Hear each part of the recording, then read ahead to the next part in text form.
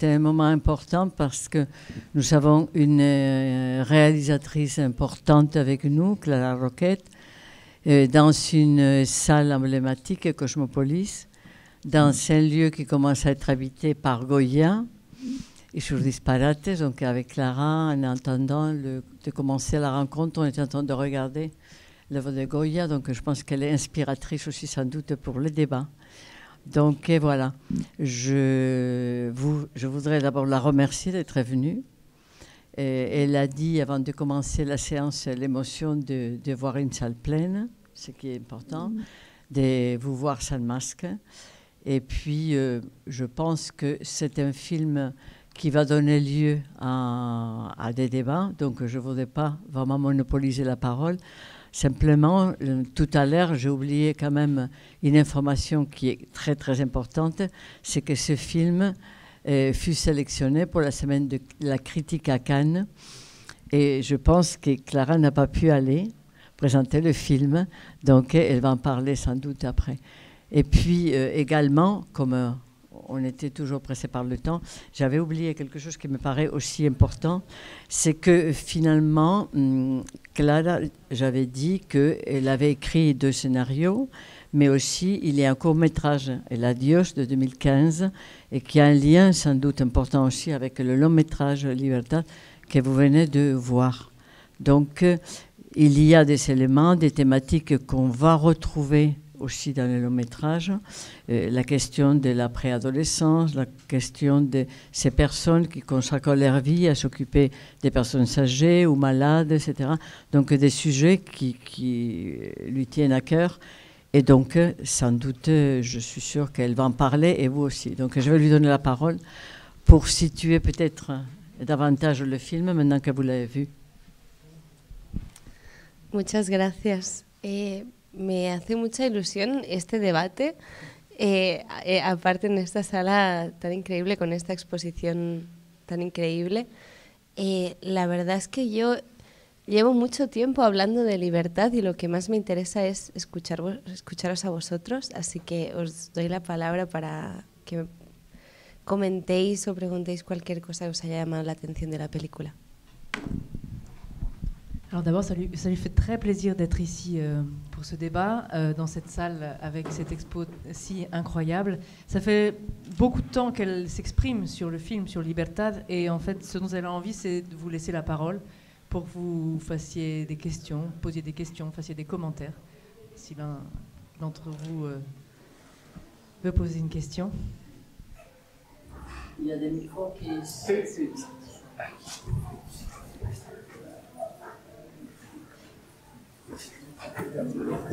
Sinon, je vais commencer. J'ai tout ça. C'est-à-dire, on avait vraiment très très envie de l'avoir parmi nous depuis que le film était passé à Cannes, depuis qu'on l'avait vu à différentes reprises pour le programmer. Et c'est un sujet qui nous intéresse particulièrement. On avait vu, et on a vu cette année aussi, Las Niñas de Pilar Palomero, qui trace aussi, qui regarde avec beaucoup d'attention cette période de la vie qui n'était pas très très abordée auparavant. Donc voilà, je suis sûre que vous avez d'autres questions. Hein? A ver. Muy bien. Bonjour, déjà bravo pour le film. Et j'avais une question, c'était pourquoi le prénom Libertad? C'est pourquoi? Pourquoi le prénom Libertad? Pues al principio de todo, Misterios de la Creación, solo se llamaba Libertad por un personaje que me gusta mucho de los cómicos de Mafalda, de las tiras de cómic de Mafalda, de Quino, que es el personaje pequeñito, que es la hija de un miliciano, de un personaje muy político que se llama Libertad, pero después descubrí que se tenía que llamar Libertad por muchas otras razones. Alors au début, c'est d'abord un mystère de la création. D'abord, ça vient d'un personnage de la bande dessinée de Mafalda, de Quino, qui, dans cette bande dessinée, Libertad est le personnage d'une petite fille, la fille d'un homme politique, enfin en tout cas d'un personnage assez politique. Et puis ensuite, elle s'est rendue compte que le personnage devait s'appeler Libertad pour plein d'autres raisons. Cuando me di cuenta de que era una película que se cuestionaba sobre el tema de la libertad profundamente, extendí el tema a todos los personajes y yo creo que Libertad es una película que tiene una pregunta, que es la pregunta central de la película, que es, ¿podemos decir que alguien es libre si no tiene los medios económicos para decidir qué hace con su propio tiempo? Et ensuite, parce que le film pose la question centrale de la liberté. Et elle a étendu cette question à ce sujet, à tous les personnages. La question centrale du film, en fait, c'est est-ce qu'on peut vraiment être libre si on n'a pas les ressources économiques pour disposer de notre temps comme on souhaite? Y todos los personajes, yo voy a continuar, ¿eh? todos los personajes de alguna forma representan este tema. Creo que Ángela ansía un tipo de libertad porque está encerrada en una especie de cárcel que es su enfermedad, y en la casa, libertad por razones muy obvias. Teresa es muy prisionera de los prejuicios y de su propia situación. Nora lo mismo, y Rosana también. Así que quería extender como este tema a cada uno de los personajes también. Et ensuite, tous les personnages en fait représentent ce sujet de la liberté. Angela, le personnage d'Angela, elle a ce désir de liberté puisqu'elle est enfermée à la fois dans sa maladie et dans sa maison, elle est prisonnière. Et les trois autres personnages féminins de l'histoire, Teresa, Nora et Rosana, sont elles prisonnières des préjugés.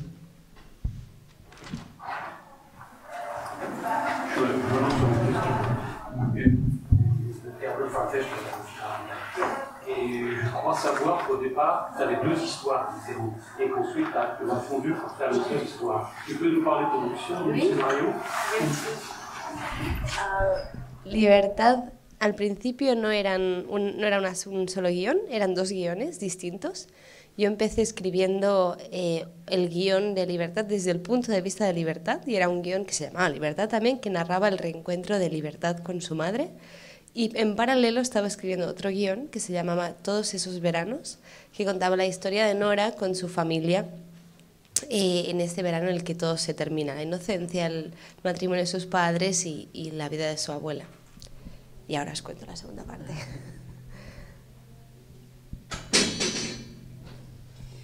Oui, effectivement, à la base, ce sont deux scénarios différents. Elle a d'abord commencé par écrire un scénario du point de vue du personnage de Libertad, un scénario qui s'appelait déjà Libertad et qui racontait l'histoire des retrouvailles de Libertad avec sa mère.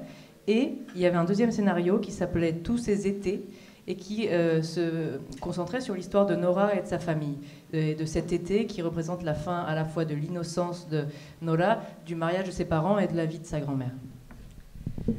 Lo que pasaba es que ninguno de los dos guiones funcionaba. Había logrado en 2 años escribir 2 guiones que no funcionaban. Estaba un poco frustrada en ese momento. El guión de Libertad no funcionaba porque yo no soy suficientemente cercana a ese punto de vista y me estaba apropiando de algo y me sentía incómoda. Y el guión de Nora no funcionaba porque no tenía conflicto. Y por suerte tuve un profesor, yo estaba estudiando en la Universidad de Columbia en ese momento en Nueva York, un profesor que es Andy Bean, que es el guionista de Boys Don't Cry, un gran profesor de guión, que me dijo: Clara, estás escribiendo la misma historia y no te das cuenta, tienes que juntarlas. Y cuando las junté, que es la mejor idea que me han dado nunca, encontré mi punto de vista, que era Nora, y el conflicto, que es la relación entre ellas. Et en fait, elle s'est rendue compte qu'aucun des deux scénarios ne fonctionnait. Elle avait passé 2 ans à écrire 2 scénarios et aucun des deux ne fonctionnait. Donc elle était un peu frustrée. Le scénario de Libertad ne fonctionnait pas parce qu'elle-même, en tant que scénariste, n'était pas assez proche de ce point de vue. Et l'autre scénario qui se concentrait sur le personnage de Nora ne fonctionnait pas parce qu'il n'existait pas de conflit. Et à cette époque-là, elle étudiait à l'université de Columbia, aux États-Unis, et un de ses professeurs, qui est le scénariste de Boys Don't Cry, lui a dit « Mais tu te rends pas compte, mais en fait, tu es en train de raconter la même histoire. » Et donc, elle a réuni les 2 scénarios, et elle s'est retrouvée avec un point de vue, celui de Nora, et un conflit, celui de Libertad.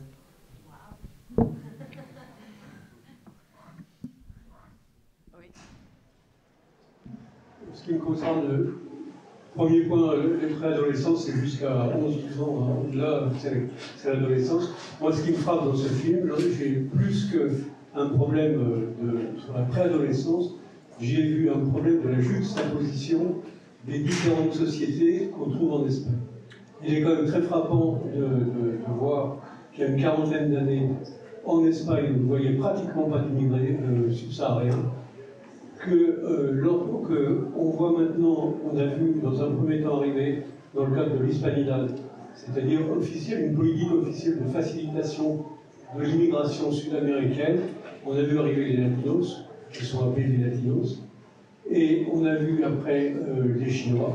On peut pas aller pratiquement dans le moindre village en Espagne maintenant de l'intérieur sans voir des bazars chinois, voire 3-4 bazars chinois. Et moi je trouve, et sans qu'il y ait de communication, ce qui est très frappant, c'est que les communautés ne se mélangent pas. Maintenant, on voit, après les Chinois, arriver des immigrés subsahariens qui sont essentiellement affectés au travail sur les routes. Il est frappant de voir que quand il y a beaucoup de travail, beaucoup de chantiers routiers en Espagne, notamment dans l'Aragon, et on voit que, en fait, la plupart des gens qui sont sur les chantiers sont généralement des gens d'origine africaine. Les Chinois sont dans leur boutique, et alors les Latinos promènent les vieilles dames.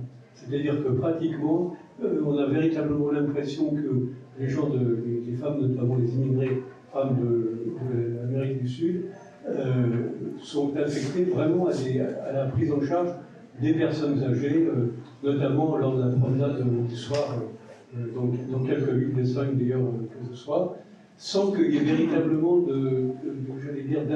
d'intégration et de communication entre ces différents groupes sociaux. C'est quand même quelque chose qui est frappant, et ce qui frappe dans mon film, c'est effectivement qu'en dépit de la proximité de Rosanna et de Libertad avec le reste de la famille, d'une pseudo-intégration, puisque comme c'est la fille de la domestique, elle a le droit comment ça s'appelle, de participer, de se baigner dans la piscine, de participer, de sortir avec la fille. On s'aperçoit qu'en réalité c'est quand même très artificiel, parce que très vite elle retombe dans sa condition de fille de la domestique, et puis à la fin on s'aperçoit que en fait l'intégration de Rosanna dans la famille est très artificielle, puisque ce qui est frappant, c'est que lors de la fête, Rosanna danse avec Teresa, on les voit toutes les deux danser, ce qui n'empêche pas Teresa de dire à la fin du film on ne la gardera pas, elle repartira en Colombie. Donc moi c'est personnellement ce qui m'a frappé dans ce film, que je trouve relativement dur. Je le trouve également très dur sur la perception qu'ont les adultes des amitiés adolescentes. Voilà. Voilà un très bon résumé. Wow, sí. Muchas gracias. Qué bonito, me gusta mucho su interpretación de la película, y lo que me parece maravilloso es que las películas siempre se completan en la mirada del espectador, y me has dicho cosas que yo misma no había reflexionado sobre la película, y eso me parece muy lindo, ¿no? Siempre que te vuelvan a hacer reflexionar sobre la película.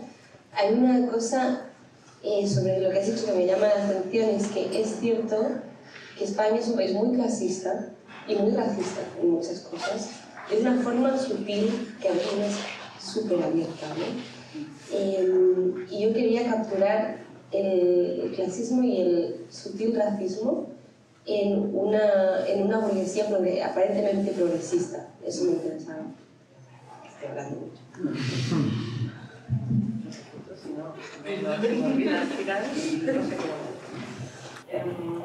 Merci beaucoup. Votre interprétation lui fait très plaisir.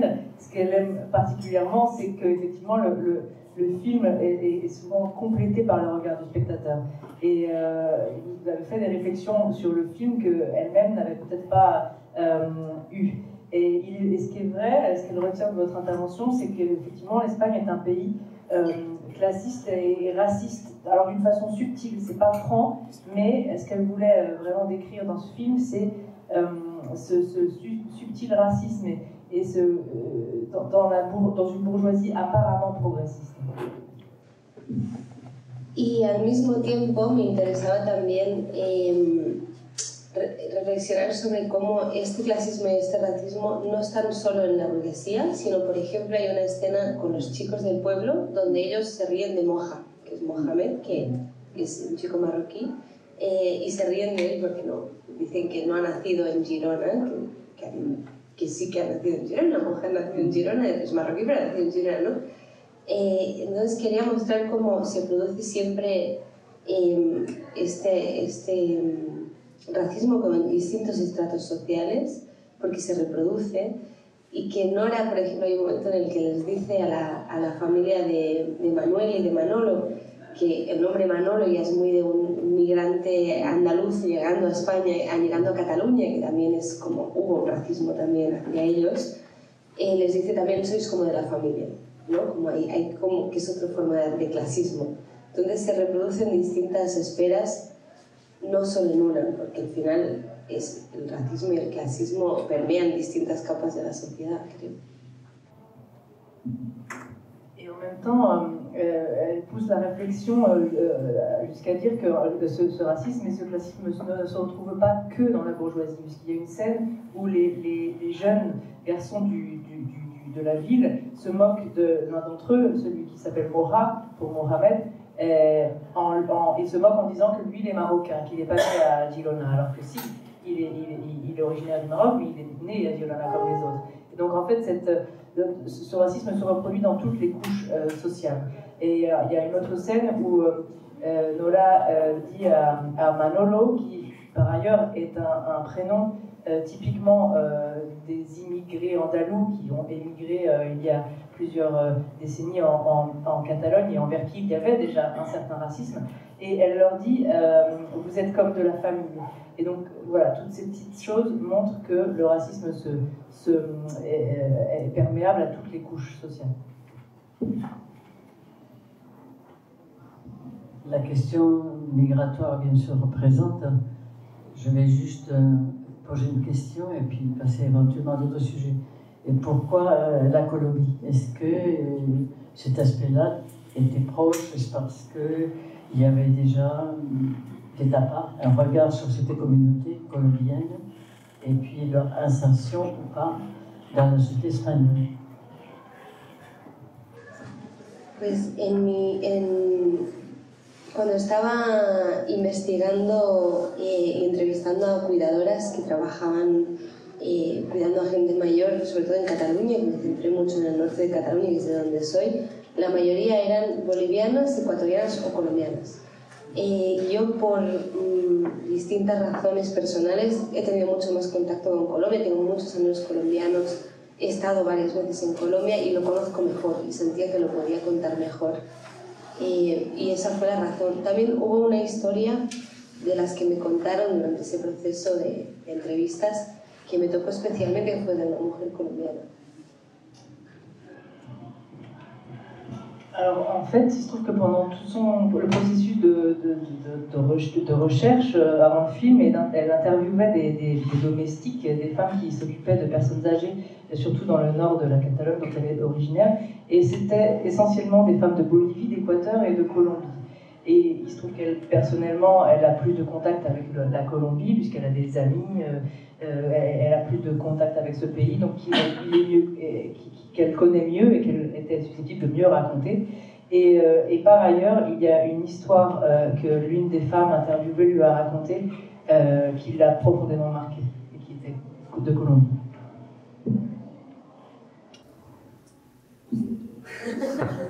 Donc j'allais te demander si tu voulais raconter l'histoire, mais... Es una historia muy parecida a la de Libertad, por eso me inspiró mucho. Es la historia de una mujer que, aparte, hablaba con un dolor que me tocó mucho, que se trajo a su hija después de 10 años de no verla. La hija tenía 16 años y la hija la relación era muy mala y la hija se quería ir de casa, se quería ir y finalmente encontró a un novio y se quedó embarazada con 17 años, que es lo que su madre quería, se fue para darle una vida mejor y que estudiase y todo. Entonces, y esa relación tan mala me hizo pensar mucho, ¿no? Las razones, como Para los niños, cuando sus madres los dejan, aunque los dejen por razones económicas, ellos como niños lo único que perciben es abandono, el trauma del abandono. No, racionalmente no lo entienden. Alors cette histoire, elle ressemble beaucoup à l'histoire de Libertad en fait. C'était une femme qui avait été très, comment dire, qui avait beaucoup souffert d'avoir laissé sa fille pendant 10 ans. Cette fille est revenue l'a retrouvée à ses 16 ans. Elles avaient des relations très mauvaises. Elle voulait tout le temps quitter la maison. Et elle a fini par trouver un fiancé, un petit copain, de qui elle est tombée enceinte à 17 ans. Et finalement, elle a fini par tomber dans tout ce que sa mère voulait lui éviter. Elle était partie pour que sa fille ait une vie meilleure, puisse faire des études. Et donc voilà, elle voulait interroger un tout petit peu les raisons de ces mauvaises relations, et aussi le fait que finalement, pour un enfant, le fait que sa mère parte, même si c'est pour entre guillemets de bonnes raisons, pour lui donner une vie meilleure, il le vit forcément comme un abandon. Et il y a ce traumatisme, parce que l'enfant n'est pas dans la question rationnelle. Yo quisiera decir que yo he conocido una situación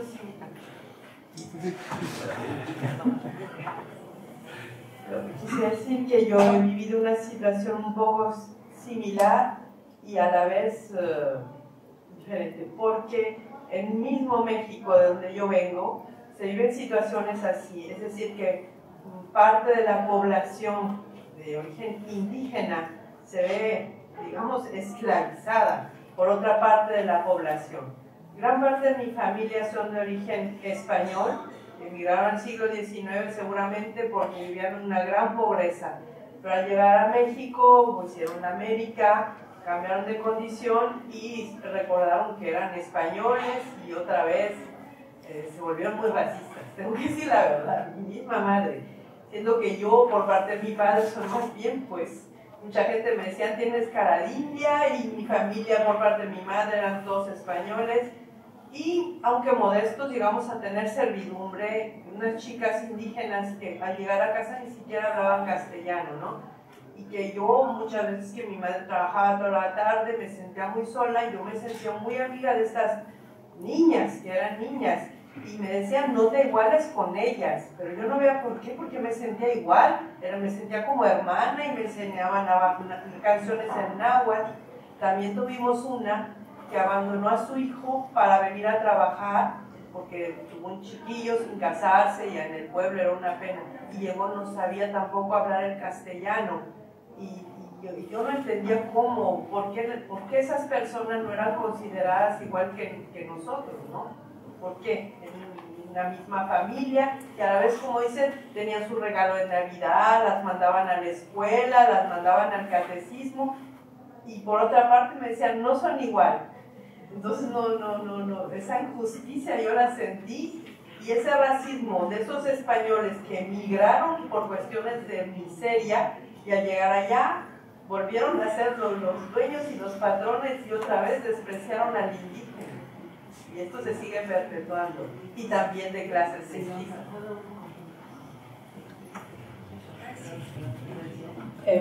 Donc Madame Petrig, elle a vécu une situation similaire et à la fois différente au Mexique d'où elle est originaire, où une grande partie de la population est d'origine indigène et est considérée comme des esclaves par l'autre partie de la population. Sa famille, à elle, une partie de sa famille est originaire d'Espagne, d'où ils ont émigré au XIXe siècle pour échapper à la pauvreté finalement. Et ils ont pu changer de condition une fois arrivés au Mexique.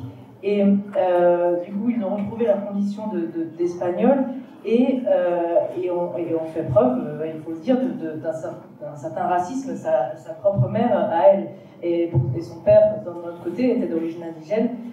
Et ils ont, même s'ils étaient d'origine modeste, ils ont pu avoir chez eux des domestiques d'origine indigène qui ne parlaient même pas l'espagnol.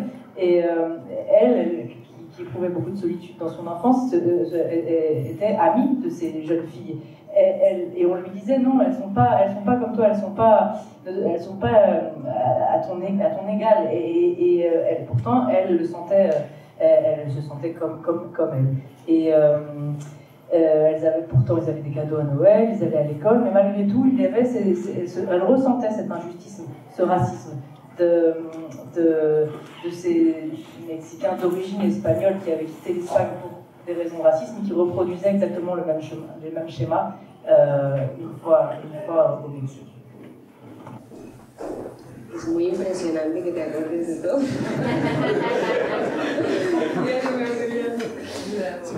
Muchas gracias por compartir tu historia, que me tocó mucho porque parte de un sitio muy parecido al que partí yo con Libertad. Y yo también era amiga de ¿no? Las chicas que cuidaba mi abuela, que tenía Alzheimer, y yo tenía 15 años y ellas tenían 21, ¿no? Y iba a su cuarto y nos maquillábamos y poníamos música y veíamos Pasión de Gavilanes. Y luego me levantaban el plato en la mesa, ¿no? Para mí eso, ¿por qué pasa eso?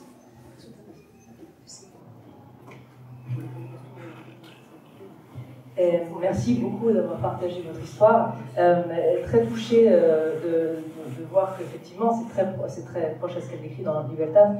Et c'est ce qu'elle-même a vécu quand elle avait une quinzaine d'années et que les jeunes filles qui s'occupaient de sa grand-mère qui avait Alzheimer et qui elle en avait peut-être 20-21 ans, de qui elle se sentait très proche, avec qui elle dansait, elle se maquillait, mais le soir, c'était elle qui lui prenait l'assiette de la table et ça l'a beaucoup marqué. Y creo que eso de lo que hablas y de lo que has hablado es que la identidad de clase y el racismo son construcciones sociales, los niños no los tienen inherentemente. Y hay una cosa que pasa en la adolescencia, ¿no? Que es cuando un niño cree que todo el mundo vive como él, no es consciente de que hay distintas formas de ver el mundo, distintas formas de vivir, gente con diferencia de privilegios. Creo que hay ese momento en el que tienes que elegir si heredas los prejuicios de tus padres o los rechazas, ¿no? Y la película se sitúa en la adolescencia por eso, porque es el momento donde tú tienes que definir tu propia identidad en contra de lo que te ha sido heredado.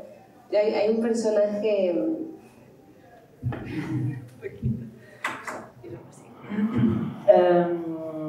Effectivement, en fait, ce qu'elle voulait décrire finalement, c'est que cette idée de classe, l'identité de classe, ce sont des constructions sociales qui n'existent pas pour les enfants. Et c'est pour ça que le film se passe à une période comme l'adolescence, puisque les enfants croient que tout le monde vit comme eux. Et à l'adolescence, tout d'un coup, on devient plus conscient de ces différences qu'il peut y avoir, des privilèges, et on fait le choix d'hériter des constructions héritées de nos parents, ou alors on crée sa propre identité. Hay otro personaje que para mí también simboliza esta idea de que el clasismo es una construcción y la identidad de clase es una construcción, que es Ángela, porque al perder su memoria hay una pérdida progresiva de la identidad. Ángela es la abuela. Hay una pérdida progresiva de la identidad, obviamente, y también de la identidad de clase. Entonces Ángela es, a medida que avanza la película, y Ángela es un personaje muy clasista. Hay un momento donde habla, esto lo decía mi abuela, como elogia a María Antonieta, ¿no? ¿Cómo se puede elogiar a María Antonieta? ¿No? Es increíble. Como que tenía mucha clase, era muy educada. Entonces, es un personaje clasista que a medida que avanza la película y va perdiendo la memoria, va perdiendo la identidad de clase y se puede acercar a Libertad. Es el acercamiento más humano que hay, ¿no? Y más de igual a igual. Y esa relación para mí siempre fue muy importante. Il y a un autre personnage dans le film qui symbolise vraiment le fait que le classisme comme construction sociale, c'est le personnage d'Angela, de la grand-mère, qui, à mesure qu'elle perd la mémoire, elle perd aussi son identité et l'identité de classe. c'est une anecdote de sa propre grand-mère qui faisait souvent, qui était d'une classe, comment dire, assez haute, qui citait, avait l'habitude de citer par exemple Marie-Antoinette. Et donc dans le film, c'est un personnage également très classiste, mais qui perd la mémoire et ce qui lui permet de s'approcher de Libertad. Il y a quelque chose qui est très intéressant aussi. L'histoire, elle est racontée à travers les yeux de Nora. Ou bien il y a d'autres pluralités de regards qu'elle concentrerait en elle-même. No sé si Sí, sí. Para mí era muy importante encontrar un punto de vista con el que yo me sintiese honesta, pero al mismo tiempo era necesario a veces estar en el punto de vista de libertad para comprender también la otra cara de la historia. Pero el punto de vista de Nora, para mí, que es el punto de vista del privilegio, puede ser más incómodo que el punto de vista de libertad. Pero a mí me parece que esa incomodidad, y corríamos este riesgo, ¿no? Incluso Nora hay un momento donde hace cosas que no te caen bien como personaje. Pero yo creo que la incomodidad es muy cinematográfica y creo que es más...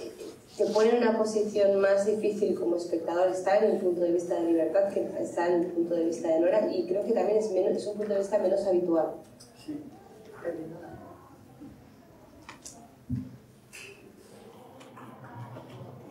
Effectivement, le film, on le voit du point de vue de Nora, c'est le point de vue qu'elle a privilégié, qu'elle a choisi parce qu'elle se sentait peut-être plus proche et donc c'était un peu plus honnête. Mais on a aussi le regard parfois de Libertad pour pouvoir comprendre l'autre côté finalement.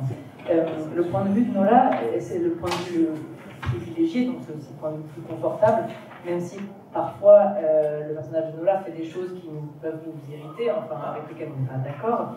Le point de vue de Libertad est d'un point de vue plus difficile. Et en même temps, je poursuis après, je promets. En même temps, en regardant l'histoire, la vie, la relation des classes à travers Nora, on se sent soi-même dans ce rôle où on se questionne et on se dit qu'est-ce que nous ferions, indépendamment de l'âge, face à une situation semblable, au niveau social, au niveau identitaire, au niveau générationnel, etc. Sí, justo por eso creo que interpela más al espectador. Hay algo de preguntar, porque no lo neguemos, la mayoría de espectadores de este tipo de cine somos burgueses de clase media, media alta, con educación, con privilegios. Entonces, a veces, voy a decir una cosa un poco controvertida, pero a veces hay mucho cine hecho por directores burgueses de clase media, media alta, privilegiados, sobre gente pobre. Y digo, pero ellos conocen mejor el punto de vista de la riqueza y se puede hacer una crítica del sistema desde el privilegio.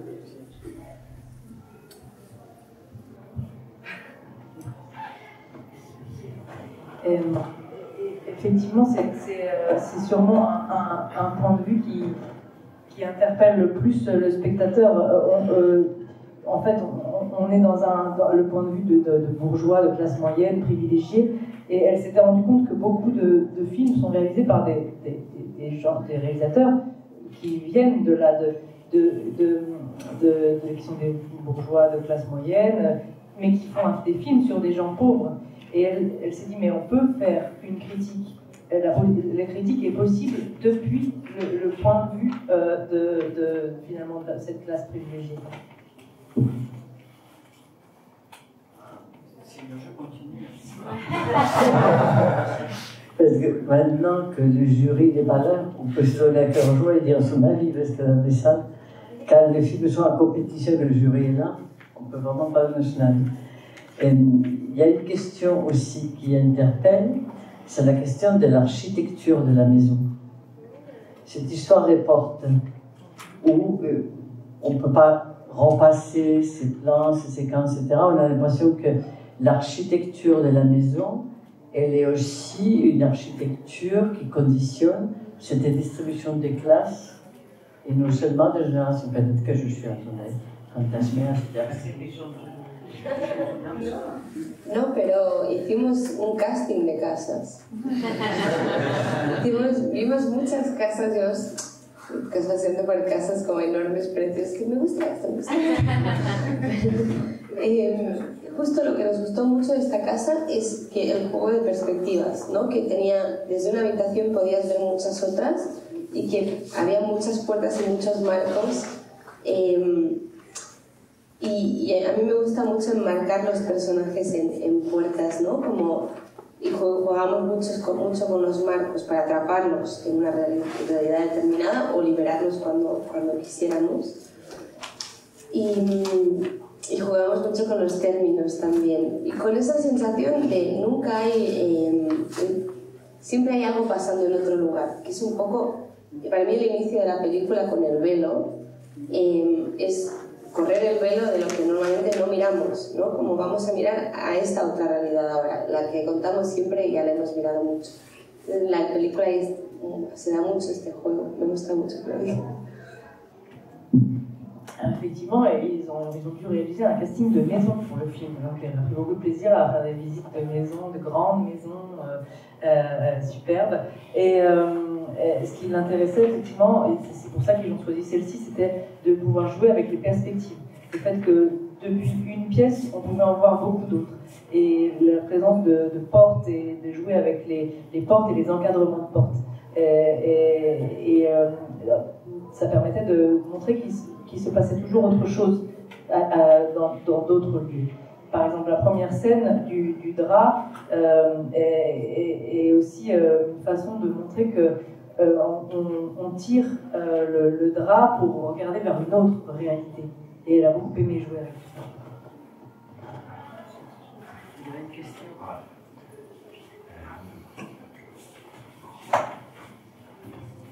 Lo digo en español. La película me ha recordado mucho a una obra de arte de una artista peruana que se llama Daniela Ortiz, que es una obra llamada 97 empleadas domésticas. Es una artista peruana, habla mucho también sobre el colonialismo, Daniela Ortiz. Daniela Ortiz. Y ella en esta obra escogió a 97 familias de clase alta peruana y las investigó a través de las redes sociales y se dio cuenta de que en todas las fotos que tenían Facebook, Instagram, etc., las mujeres que trabajaban con ellas siempre aparecían o en la oscuridad, o cortadas, o en un segundo plano, buscando así la invisibilización dentro del espacio de la casa. Y me parece que la película Libertad también ha mostrado eso a través de en primer lugar, a través también de la dirección artística, dejándola a ella en algún momento siempre en la sombra, también porque está dentro de la casa quizás, pero también a través del propio personaje, ¿no? La madre de Libertad, no recuerdo su nombre ahora mismo, la madre de Libertad. Rosana.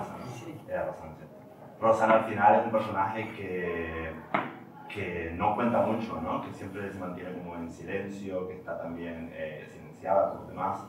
Y Libertad, en cambio, es todo lo contrario. Libertad tiene una necesidad de decir aquí estoy, de tomar la casa, de tener ese protagonismo dentro del ambiente familiar. Y me gustaría saber cómo fue ese proceso de crear el personaje de Libertad, pero también, sobre todo, de encontrar una actriz que supiera llevarlo a cabo de una forma tan soberbia, porque creo que es su primera película, ¿no? Pero es de una forma tan, o sea, es un personaje muy súper complicado. Y cómo fue encontrar a una actriz, bueno, no sé si es actriz o a una actriz que supiera reflejar esa dualidad de una forma tan madura. Donc, monsieur faisait référence la comparaison avec une œuvre d'une artiste péruvienne qui s'appelle Daniela Ortiz, et dont l'œuvre s'appelle 97 employés domestiques et qui s'intéresse à 97 familles de classe sociale élevée du Pérou et qui observe à travers leurs réseaux sociaux leurs photos et qui se rend compte que dans toutes ces photos, les domestiques sont soit dans l'obscurité, soit coupés, soit en deuxième plan, et donc qui décrit cette invisibilité de ces personnes. Et le film montre aussi ça avec la direction artistique et la présence dans l'ombre du personnage de Rosana. Rosana, qui est un personnage silencieux, alors que Libertad est tout le contraire, elle a besoin de se montrer, d'être vraiment très protagoniste dans cette famille. Donc il voulait savoir quel a été d'abord le processus de création du personnage et ensuite et surtout comment elle a trouvé l'actrice qui joue ce rôle et pour qui c'est le premier film et qui est vraiment très très bien dans le rôle, qui arrive à jouer ce personnage compliqué qui reflète très très très bien cette personnalité. Muchas gracias. La verdad es que para el personaje de Rosana y para el personaje de Libertad, en ocasiones nos interesaba, sobre todo con Rosana, asimilarla al ambiente. Entonces, a través de la ropa, del arte, ¿no? Intentábamos como que la casa se la comiera de alguna forma, como si fuese parte del mobiliario. Y en otras ocasiones intentábamos como sacarla más a la luz. Con Libertad es al contrario, Libertad empieza la peli muy separada y poco a poco hay un momento en el que también parece que la casa se la coma. Cuando está en la habitación de Ángela, llega a los colores de Ángela, ¿no? Empieza como a asimilarse. Hicimos mucho trabajo con los colores y con la luz y también con las texturas para separarlas o meterlas en el ambiente.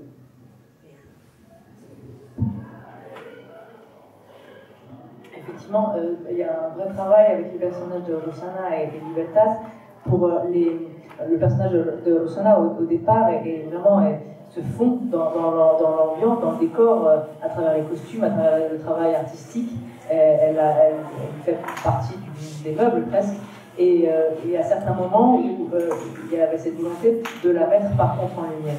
Avec Libertad, c'est pareil. Au départ, quand elle arrive, elle est tout en retrait. Et puis à certains moments, de par le travail de couleur, de lumière, de texture, elle est plus, dans l'ambiance, soit séparée, soit vraiment intégrée. De hecho, una referencia para mí, para Gris, la directora de foto, es Willem Hammershøi, que es un pintor que pinta muchas criadas siempre, y las pinta siempre de espaldas y enmarcadas por puertas y muy asimiladas al ambiente. Y de hecho ya fue la referencia en El Adiós también.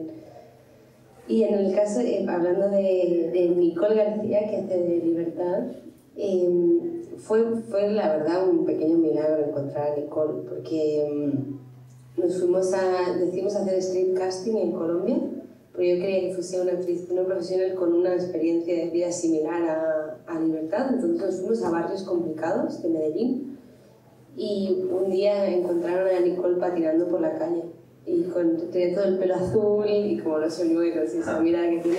Le hicieron un vídeo y tenía una energía como desafiante con la cámara y dije, esta niña es Libertad. Es increíble. Et il y a une référence d'ailleurs qui est pour elle et que pour la directrice de la photographie qui était un peintre qui s'appelle William Hammershøi, qui peint des domestiques justement dans des encadrements de portes, en les fondant dans l'ambiance. Et c'était déjà une référence pour son court-métrage El Adiós. Et pour en revenir au personnage de Libertad, qui est joué par Nicole García, c'était vraiment un vrai miracle de la trouver. En fait, ils ont fait un casting de rue en Colombie, dans des quartiers très compliqués de Medellín. Et ils ont trouvé cette fille qui faisait du roller dans la rue avec ses cheveux bleus et ils lui ont fait un casting et elle avait ce regard de défi et ils se sont dit c'est vraiment Libertad. Alors, je vais avoir envie de poser une question sur la couleur. ce bleu.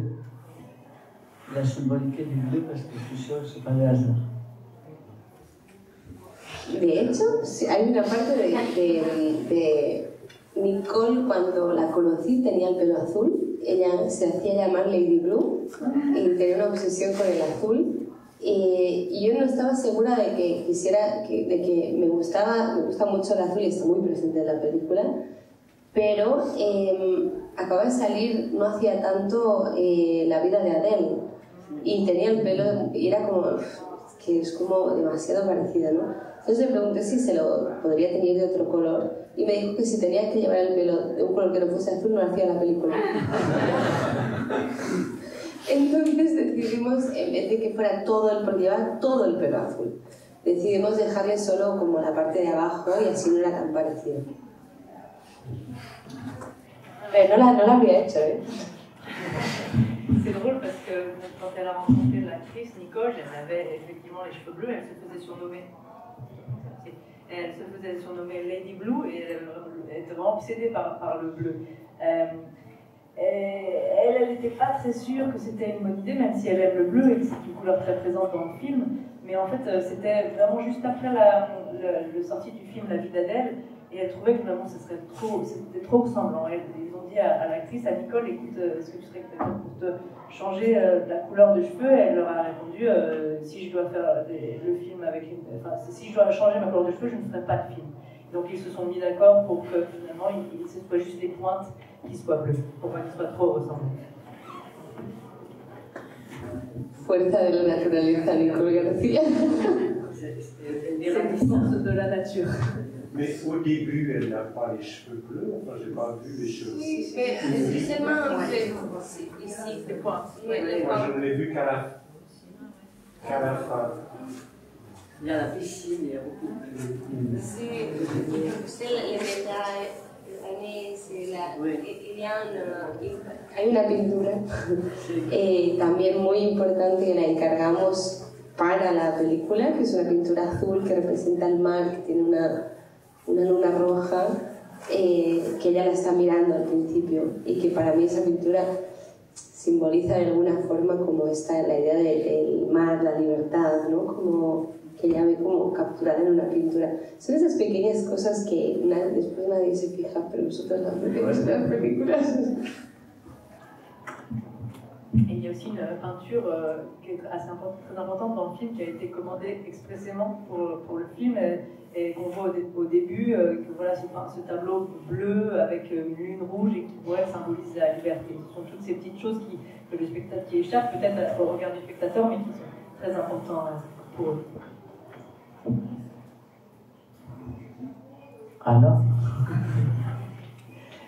et tout réalisateur ou réalisatrice qui est invité, on a toujours tendance à dire quelles sont les influences. Je n'aime pas du tout ce mot, influence, parce que je pense que nous tous, on a des croisements, des films qui nous sont invités, qui nous sont vraiment influencés. Alors, si tu pouvais vraiment parler, dire quels sont les réalisatrices, réalisateurs, éventuellement, qui étaient en toi depuis que tu commences à faire du cinéma et qu'on peut retrouver éventuellement dans ce film ou dans les films à venir. Para mí no son solo las referencias no son solo de cine, también hay mucha literatura. A mí me gusta mucho leer, por ejemplo, para Libertad estaba leyendo justo a Natalia Ginzburg y estaba leyendo también también Elena Ferrante, la tragedia de Nápoles, y como que me ayudó mucho a crear un universo. Y después de directores, a mí siempre me ha gustado mucho el cine de Carlos Saura, el cine de Víctor Erice en España, el cine de Bergman, ha sido como, creo que es el director que más he visto, Ingmar Bergman. En Francia soy fanática absoluta de Truffaut, de Truffaut me encanta, y ahora mucho de Céline Sciamma. Mucho, me encanta, me parece que es una maravilla. Y otra gran influencia para mí ha sido Lucrecia Martel. En Argentina Y ahora también diría Alicia Rohrwacher en Italia, me gusta mucho, se mira todas sus películas, me encanta. Alors, bon, il n'y a pas que le cinéma qui a beaucoup d'importance pour elle, elle aime aussi beaucoup lire, la littérature a une grande importance. Au moment de préparer, de travailler sur le film Libertad, elle était en train de lire Natalia Ginzburg et aussi Elena Ferrante, qui sont deux autrices qui ont beaucoup aidé dans la construction de cet univers. Pour le cinéma, elle aime beaucoup en Espagne Carlos Saura, Víctor Erice, mais aussi beaucoup Ingmar Bergman, en France Truffaut et plus récemment Céline Sciamma, et aussi beaucoup Lucrecia Martel et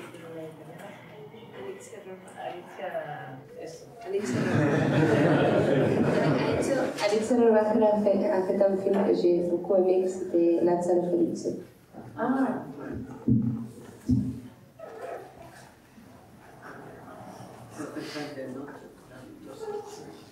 Bon, est-ce que vous avez d'autres questions à poser? Alors, pour tous les adresses qui viennent ici, c'est toujours égoïste de dire dans quel projet tu es, qu'est-ce que tu es en train de faire actuellement, puisque ça nourrit notre imaginaire pour la programmation à venir. J'espère que je vais pouvoir revenir. Ahora mismo estoy preparando una serie de televisión, de series de televisión, que es para Disney. Uy, eso no puedo decir. Bueno, da igual. No hay prensa. Vale. Estoy preparando una serie de televisión que me hace mucha ilusión porque es un proyecto grande con actrices que me gustan mucho. Voy a empezar la producción en junio y luego septiembre, octubre, noviembre. Fue un proyecto largo. Y después estoy escribiendo mi próximo largometraje que es sobre un jugador de polo. Sí. Sí. Es muy distinto a todo lo que he hecho antes, pero mi padre cría caballos, entonces está muy basado en mis recuerdos.